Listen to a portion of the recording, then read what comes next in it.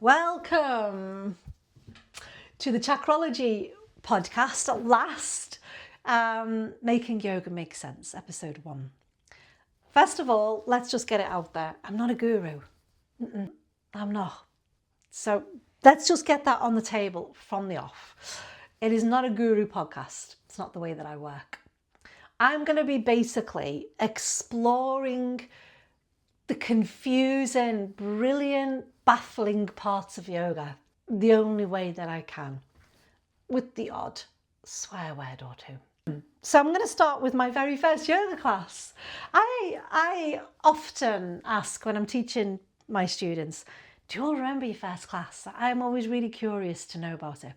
So I hope this reminds you of your very first class. So I was advised to go to yoga by my pain consultant because I had a really, really painful spine after birthing 2 very lovely children. And he just said, Jack, your back's fucked. You need to do something about it. I can't operate, he said, because you'd be out for months and months, and I'm not telling you it was bad. So he said to me, right, yoga or Pilates, holistic help's what you need. And this was 26 years ago. Not easy. There is Pilates all over the place. There was no yoga with Adrienne on YouTube. God, no. I mean, I don't know if she was alive then. So I was like, okay, yoga it is. There was definitely no Pilates anywhere. So I found a gym that had a membership, that had yoga classes in the membership. But the reason I loved it was that it was 8:30 till 10 at night. So I could get my little ones to bed, my husband could look after them, and I could bugger off to yoga. Very first class. Walked in late because couldn't find a parking space. That didn't happen again. Didn't realise how busy or popular this class was. It was chocker. It was in a gym. It was in a village hotel gym, and it was a massive studio with loads of mirrors, but you could control the light and the heat. So because he wanted it warm, we'd always be the last class on the timetable. I walk in last. And the only place that I could fit in was directly behind the teacher, with the smelliest mat I think I've ever practiced on. I've never bought myself a yoga mat so quick in my entire life. So I lay down already feeling very embarrassed. I'm wondering what on earth. I didn't know anything about yoga. And I walked in and I lay down behind the teacher thinking, this is excruciatingly embarrassing. And he said, excuse me, there is a snake at the base of your spine, at the perineum. And in tonight's class, we're going to wake it up. And I was lying there thinking, first of all, what the fuck's the perineum? I knew where the pelvic floor was, and I think it's about there. To a snake is in my spine, and this guy's going to wake it up for me. Genuinely thought, I've joined a cult. My life is done. That's it. In my head, I'm like, he's going to lock the door now. What am I going to tell John? Is this what my pain consultant really meant? That was my very first class. Bonkers. But you know what? He was brilliant. And it wasn't a Kundalini class. He just was teaching about Kundalini that night. I'll go into Kundalini in another podcast. Definitely not this one. And then he said, what we're going to do, we were lying on our backs. He said, bend your knees and lift your pelvis off the floor and then bash it on the floor really, really quickly. And then we had to go. And I am a girl from Liverpool. I'm living in Widnes. Bodybuilder for a little bit when I was a teenager. Taught aerobics and step in the 80s with curly hair and leggings. And then he's like, bash your pelvis on the floor and then lift it up. Felt like a knobhead. And I just thought, I didn't know anything about yoga at all, not one thing, but I didn't think it was this. I have never been so embarrassed or mortified in my entire life. Now, here's the thing. The pain consultant said to me, Jackie, whatever you do is not going to make it worse. Okay? He was right. I was in pain anyway, so it didn't matter.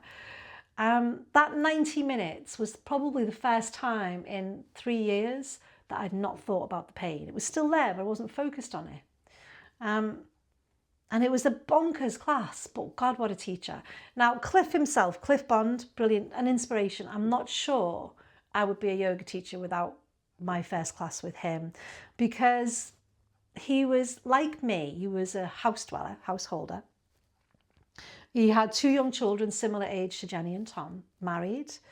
And he had a love of yoga. He's a little bit older than me. I call him a maverick because he was one. And he was self-taught, never been to India, never done any training. I think he'd done the foundation course with the wheel, but no teacher training. And he had these skinny legs that could sit in Gomukhasana, or like a really strong cross-legged or lotus for hours on end. And he had this baritone voice that did chanting so beautifully. And he finished with chanting, and I was directly behind him for the first class, and he was doing this chant. I can't remember which one it was. It wasn't the Gayatri, it was another one. And I was sitting so close to him that I could feel the vibrations. He was a deep baritone. And I did think he's speaking in tongues. I didn't have a clue what language he was going on singing in. But I just felt something. I got home and I said to John, that was the weirdest experience of my entire life. And he went, are you going to go back? And I went, oh God, yeah. That was it. I was in. I was hooked. And from then on, what a journey that I'd been on. About a year in, I was like, oh, I love this. This is insane. I need to know more though. And I started to look around, and there wasn't like, the only online thing at that point was the British School of Yoga. That was it. Aren't you lucky, fuckers? The ones who've got YouTube and all sorts and online trainings left, right and centre. Me, no. In fact, Google was just about coming into force then. And so I'd met another person there called Maureen who went to all the classes. Also, there were 2 other teachers who taught on a Wednesday and a Sunday as well. Great teacher called Debbie Redcliffe, yoga elder now. She still teaches, as far as I'm aware, in Liverpool. Amazing teacher. And then Shirley, who was another, she was older than me. Deb's younger than me. And I found Shirley a really calming, graceful. She had just had her 50th birthday, I think. In fact, she did, because she was an art teacher, and she'd gone away and she had her 50th birthday while she was taking a group of art students to another part of the country, of the world. And I remember thinking, she doesn't look 50. She looks like a 25-year-old. She was so graceful and balletic. So I was lucky enough to have 3 really good yoga teachers, all teaching very different ways. And then I met a lovely lady called Maureen in Cliff's class. She lived next door to him and she came to yoga. And then we both wanted to know more about yoga. And there was this course called the British Wheel of Yoga Foundation course. And it was 1 day a month, 60 hours over a year. And the one that we could find was in Oldham. So it was about an hour and a half drive for us, especially in the winter. And it was in the middle of nowhere. She had a converted barn and one wall was just glass. And we could see out over the moors, and it was lovely in the winter. In the morning, we'd do loads of physical asana, very hatha yoga and break the postures down. Then we'd have shared lunch. We had an Ayurvedic practitioner come in a couple of times. And then in the afternoon, we'd talk about philosophy and do some pranayama and relaxation. And I really loved it. And then we would have to keep a journal and work on the yamas and the niyamas throughout the year. Loved it. At the end, gutted it was over and thought, no, I love this, but I can't just stop now. What else? And the only thing that was available to me then, that was in person, was the British Wheel of Yoga teaching diploma. And I found a course that was to start the following year, and it's a 3-year course, 500 hours. And with a teacher called Sarah Beck, a diploma course tutor. So I went for 2 interviews. And because I'd done the foundation course, British Wheel Foundation course, I was already recommended as a shoo-in. And I remember going for the second interview and she said, this is very much a teaching course. Not only that, it's 500 hours of sheer hard hell. It's hard work. Every month, you're going to be looking at least 10 to 12 hours of homework. That was a lie. It was probably double that.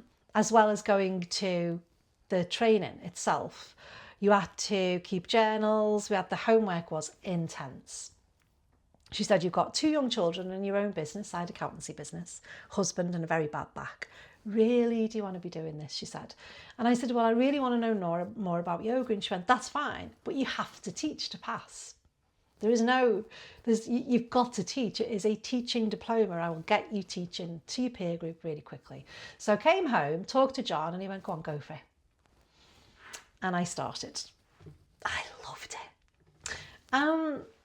You know, when you start training as a teacher and you start carrying on practicing yoga, things start to change. You notice things that you wouldn't normally notice. You get like a teacher's head.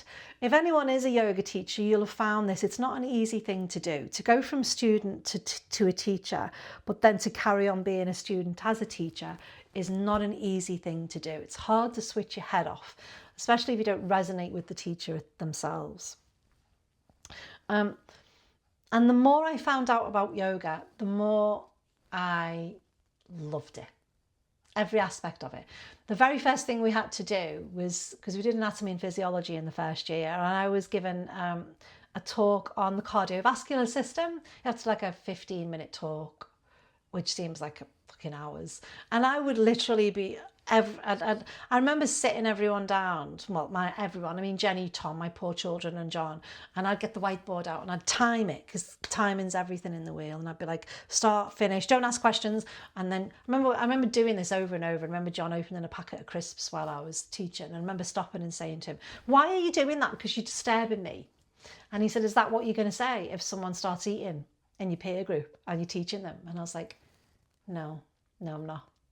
So I was that person, you know. I drew a picture of the heart on the board. I had cards. I remember buying heart chocolates, because I thought if I do a Q&A at the end, if anyone gets the questions right, plus it's a good way of learning, I'll give them a little heart chocolate. So I loved it. I found it difficult, but I loved it.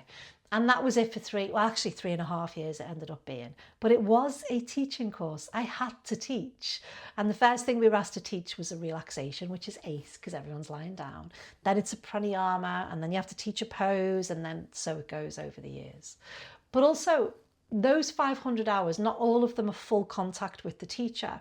Quite a few of it, those hours, I think it's a 75-25 split, is made up of you self-study. You have to read, you have to do your homework, but you also have to carry on going to classes and make a note of them, and you have to start going to yoga workshops. Well, this for me was where it started to go hella fun. First of all, the first workshop I ever went to was a workshop called Shadow Yoga. I think it was the Shadow Warrior, and it was in this little place in Cheshire, in the middle of nowhere. Not in the middle of nowhere, it was Altrincham, what the fuck? Anyway, so in Altrincham, and it was in a little primary school. I think it was like February, March? I know, it was freezing. I got there early. I remember I walked in late to one class and I ended up being directly behind the teacher. That was never going to happen again. So I got to this place early. I wasn't a confident person. And so being early for me would have just calmed my nerves a little bit. Calms my nervous system. That's what your nerves mean, let's face it. So I got there early and the door was open and I walked in and there were two teachers cleaning, female teachers, and they just said, we're not open yet. Could you please go and wait in your car? Not, hi, how are you? I'm so sorry, but we're still cleaning. Just, hi, we're not open, go back to your car. So I walked back to the car and I thought, I feel like I've been told off. Fuck. I was like, what do I do now? And I waited until other people arrived and I waited until other people went in. And if they went in and didn't get sent out, I knew then I could go in. I knew it was time for me to be okay. So I walked in and they still didn't say hello. I mean, I paid already, so that was okay. They all seemed to know one another. So I sat down and first of all, it was freezing. Now, students and teachers alike, you will know, being in a cold space when practicing or teaching yoga, it's really confronting really quickly, unless you start moving. So it was freezing. It was in a primary school and it was in the half term, and obviously no heating on, but also the toilets were a bit, don't know, and they were tiny. Good God, I had good thighs. I mean, they were so low on the floor, it was insane. Anyway, we sat there and I was like feeling really uncomfortable. I didn't feel like I fit in. I felt great on my teaching course and on my foundation course, but when I started to go out into the wider world of workshops, I felt like I didn't look like all of the other teachers. And so it was a male teacher who was doing the actual workshop, and he came in and he was like great with these two people he obviously knew who were hosting him. And then he gets up on stage, and the first thing he says was, if you are on your period, now there were no men in there, just him. And I think it was about 25 of us. If you're on your period, put your hand up. That was the first thing he said. Now, I was on my period. I actually thought to myself, it was one of the reasons I went in early. I thought to myself, plus I had endometriosis, I'm not putting my hand up, but does he know I am? I was like, what the fuck? It's weird. So I remember thinking, I don't know what the point of that is. Now, I can talk about periods and yoga, but not in this podcast, because at that point, I wasn't really sure why I asked that question. In fact, we didn't do any inversions anyway. But anyway, I just thought it was completely inappropriate, and I was not putting my hand up. He then went on to talk. Excuse me. He went on to talk then. How long did he talk for? Oh, God, an hour.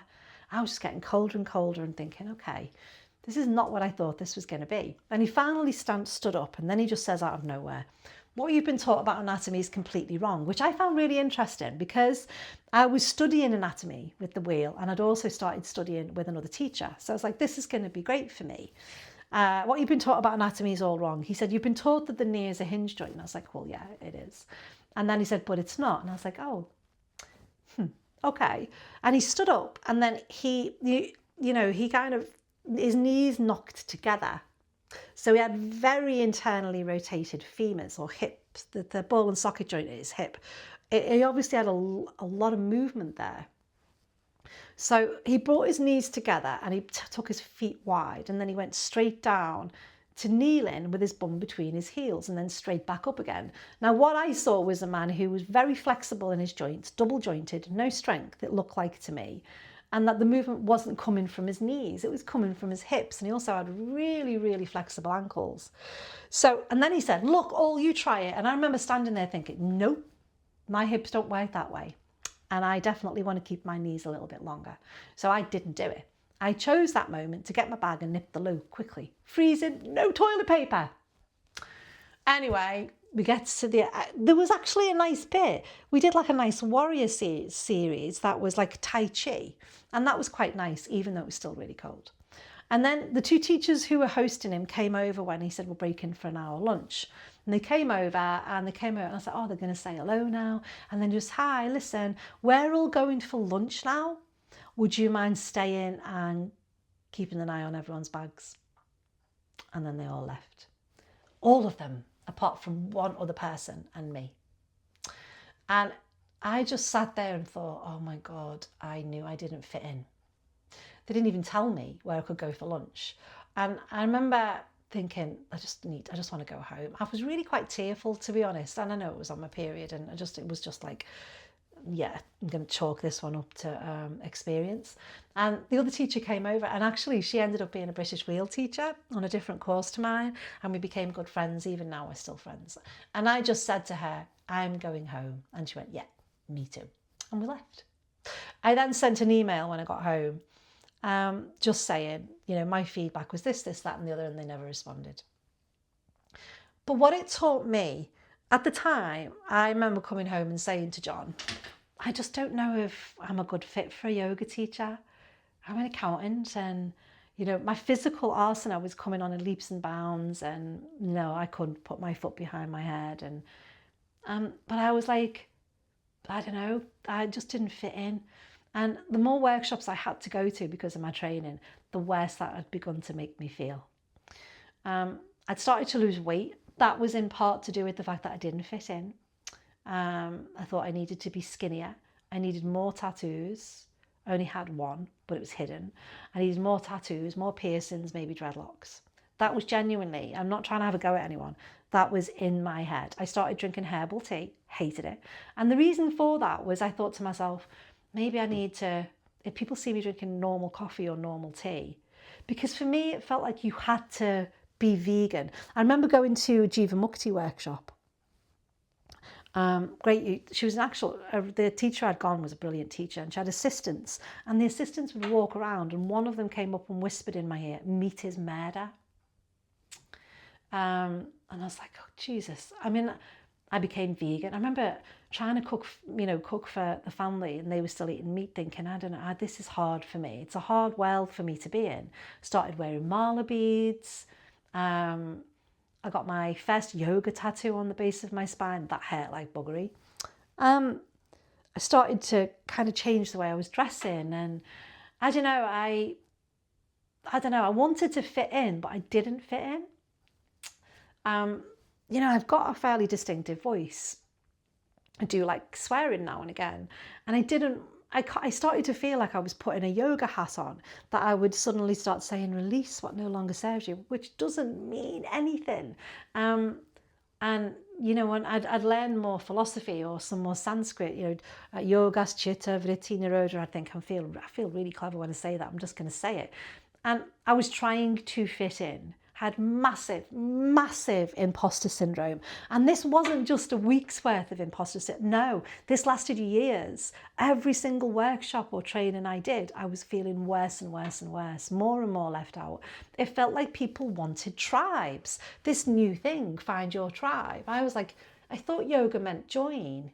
I mean, what tribes by their very nature have boundaries, because that's what makes them a tribe. And I remember knowing that I was going to carry on further study once I'd finished my first 500 hour. And I remember coming away from my first 500 hour crying because it had ended, but also crying because I thought, I don't feel in any way qualified. I still don't understand the sutras out of context. They're not just the yamas and niyamas. I still don't understand about 7 of the Upanishads, apart from the kata. My anatomy and physiology knowledge was good, but it didn't feel like it was enough.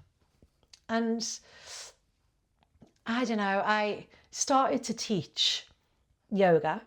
And the first class that I ever taught was a doctor referral class. And Sarah, my teacher, said, "You are ready to teach that, Jack." She said, "I do believe you're ready to teach. However, it's a doctor referral class.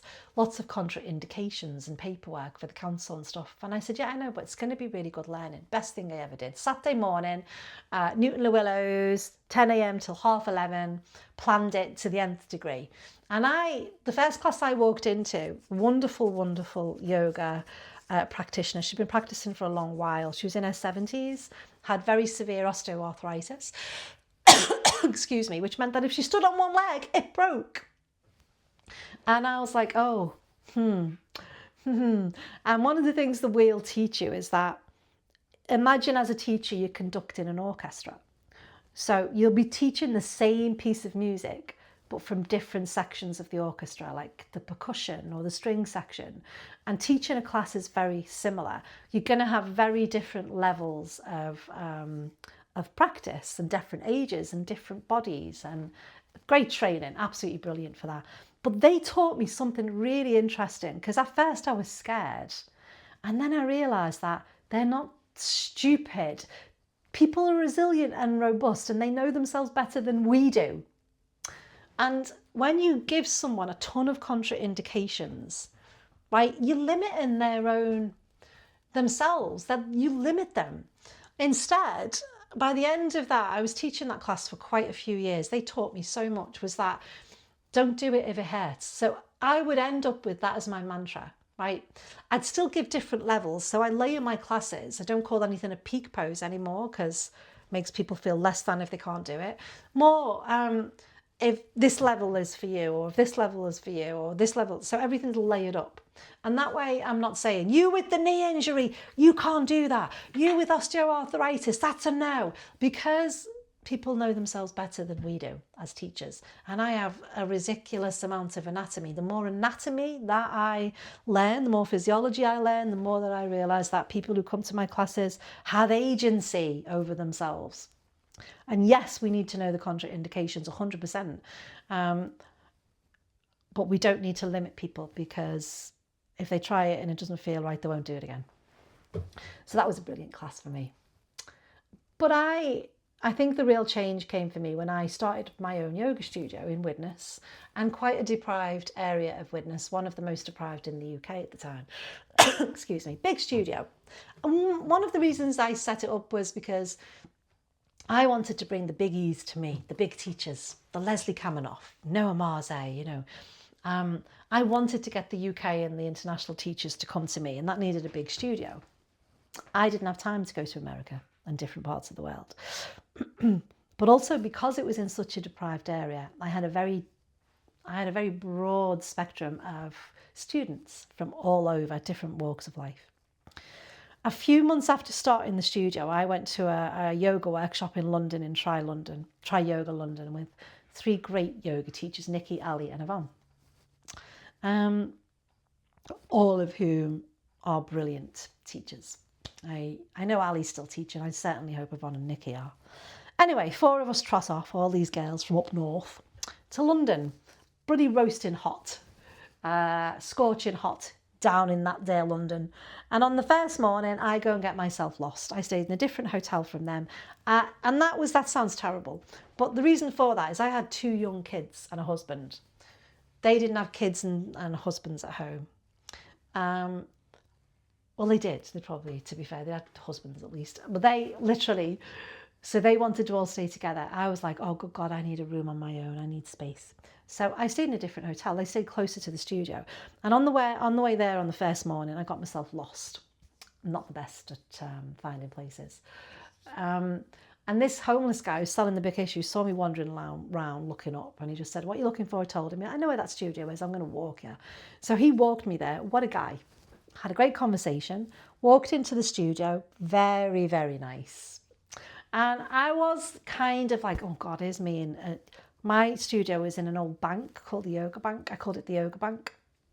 I still had its vault inside it, And I walked in, it was a beautiful studio. We walked up to the studio itself that we were practicing in, and it was packed. It was a teacher's immersion with an amazing teacher called Jason Crandell, an American yoga teacher. He's a yoga educator. And it was mat to mat on mat. It was that packed.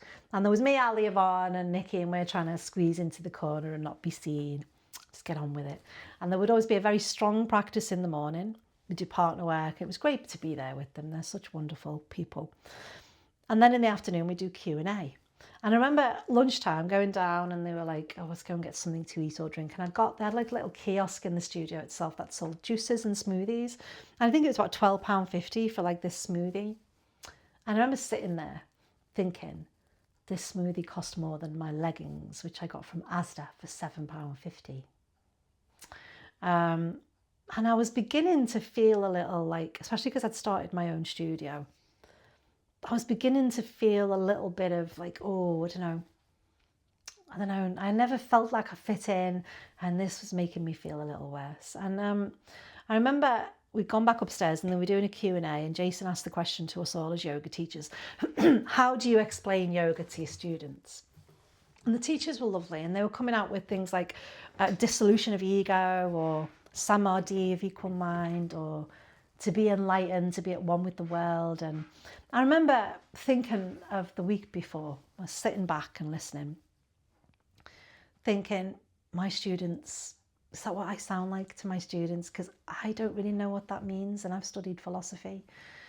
What does that mean in my life? Not necessarily in my head, but how is that useful in my life?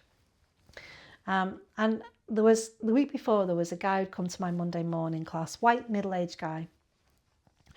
And he walked in and he didn't look great. And I just said, is everything okay? And he was like, yeah, not really. He said, woke up this morning and all 4 tyres from my black cab had been stolen.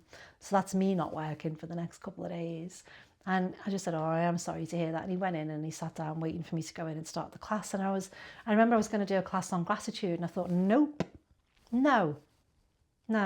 He doesn't need to be told that there are other things that he needs to be grateful for. Right now, this guy has lost his way of earning his money for the next couple of days. I'll think of a different way of teaching today. And I was reminded of that at this workshop with Jason Crandell. I just thought, my students, is that what I sound like if I'm spouting off Sanskrit or I'm talking like that?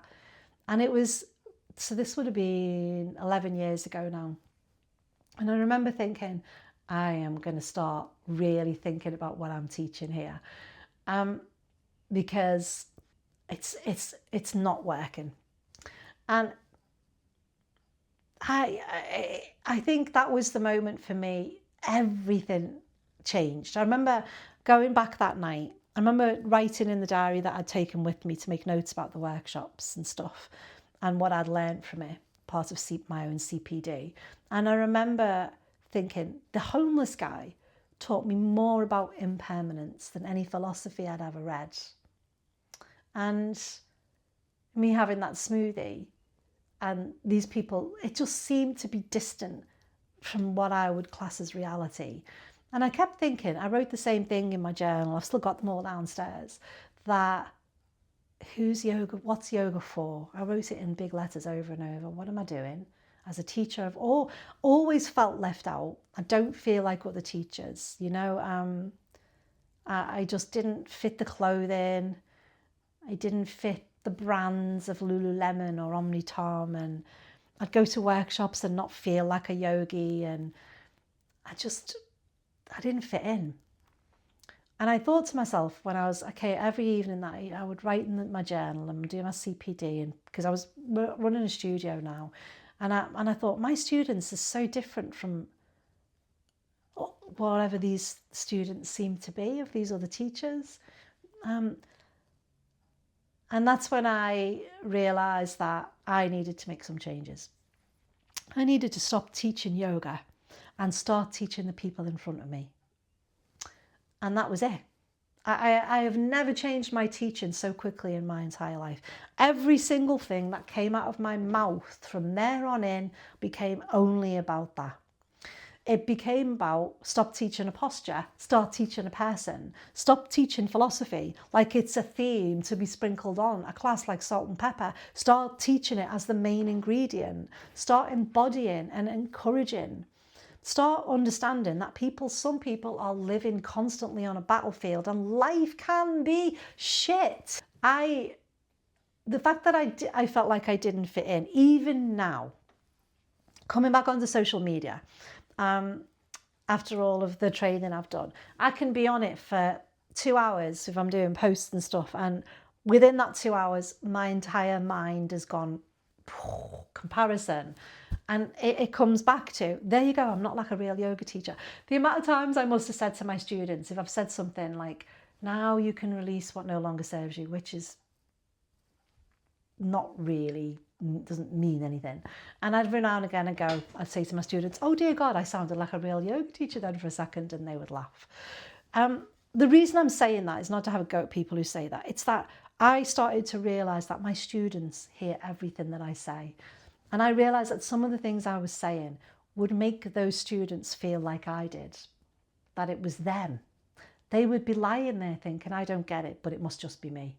It's not you, it's me, because I'm shit at explaining stuff. And the same way that I would go to other workshops and with other teachers and they'd say something and I'd think, I don't get that.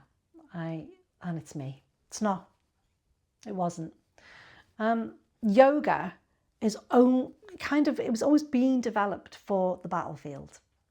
It wasn't developed for a yoga mat. Now I had a studio, in fact I've had 3, big, medium, small, over the past 11 years. And I'm not saying that yoga shouldn't be taught in a studio or on a mat. That's not what I'm saying at all. That is a great way to start. But yoga was meant for the battlefield. That's exactly where the Bhagavad Gita, one of my favourite yoga texts, that's where it lives, on an actual battlefield. Arjuna, charioteer, about to start this big, massive war, stands up, looks across the battlefield. There's a load of his family standing on the other side of it. He knows he's going to kill them. And he drops in his charioteer and he goes, yeah, no, I'm not doing that. No. How many of us have done that? Woken up, poked our head over the covers and thought, nope, not doing that today. Nope. Now, luckily enough for Arjuna, Krishna turned out to be his charioteer. Now, Krishna did not say, right, Arjuna, let's go and get your chakras balanced and grab yourself a mat, we'll go to Bali. He didn't. He said, get the fuck up, fight. and I'm going to teach you how to do it. I'm going to teach you how to live and work and live in this messy, awful life, but have yoga help you through it. That's what it was for. That's how I see it. And every philosophy that I've studied, Katha Upanishad's one of my favourite, bit of a crush on your Lord Yama, the god of death. Long story. Well, not that long, but we'll get to that in another podcast. Shiva, Adi Yogi, the first yoga teacher, the first yogi. And he kind of, for me, same with Ganesh, same with Kali, these are not just goddesses to be channeled. These are genuine parts of yoga that make it rich, deep and wonderful. The nervous system is so misunderstood. We have the chakras. I mean, they are so distant now from the original 16th century text, the Chakra Nirupana. They're miles apart, and I will spend a podcast telling you how it went from there to the what we have now. Yoga is a gift. And for me, it is a gift that is at its best when it's in the battlefield, not in the room. So go to your practices, teach whatever it is you're teaching, but understand that yoga comes into its own when you need it the most. So what's coming up? Well, these podcasts are going to be exploring many different subjects. Anatomy, important. I used to teach anatomy constantly in my classes. I would have my skeletons hanging around and say, guys, I want you to look at this for a sec. Because giving your students knowledge about how their body works is brilliant for them. Really, really good. At least once a month, do that for them. We're talking about physiology. We're going to talk about the nervous system because it's misunderstood and incredibly important and intelligent.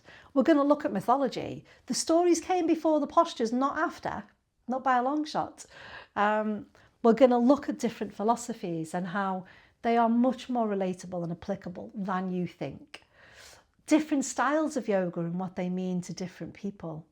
So yeah, I think 22 years and 10,000 hours of study. I want to talk about yoga. I am massively passionate about it. I think that it is such an important tool for everyone on the planet. I once said a great quote. It was actually quoted by Leslie Kaminoff, but I think he nicked it from Desikachar. And it was, or at least he paraphrased it, it is that if you can breathe, you can do yoga. And it's true. You don't need to go to a studio. You don't need to have your mat out. Yoga is something you live every minute of every day. And it should be applicable for everyone, not just someone who understands Sanskrit or can do mudras or, all of these different yoga practices that we can do. I don't think that's when yoga is at its best. It's not. So for me, Chakrology is helping to understand what yoga is, to make it make sense for everybody. Every single person who listens to this, not just someone who can put their foot behind their head or quote from the sutras or understand the yamas and the niyamas. I mean, we'll look at them too, but in a different way than maybe you've looked at them before. And also along the way, you cannot have practiced for over 26 years and taught for as long as I have without some very interesting stories along the way. People I've taught, people who've taught me, workshops I've been to, some amazing people and some teachers I would highly recommend you train with if you're a teacher. So yeah, thank you for listening if you've got this far, and I will see you in episode 2.